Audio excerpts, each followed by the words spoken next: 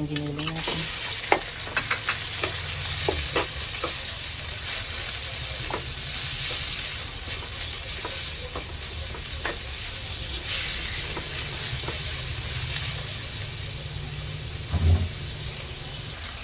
Lagyan na natin yung vegetables natin.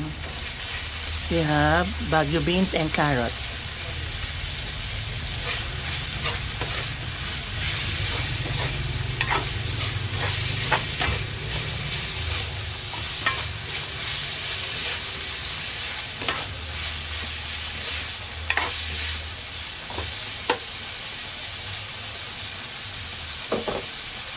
Ayan po itong getsin.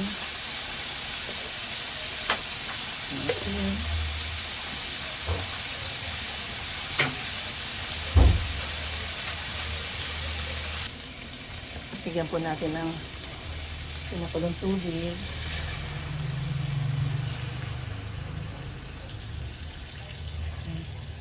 Simmer for 5 minutes lang. Check na natin ano. Ang dali lang kasi para crunchy yung vegetables.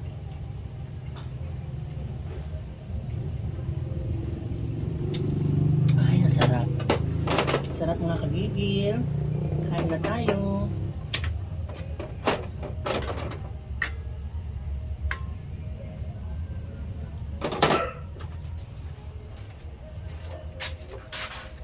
Nagugutom ka na?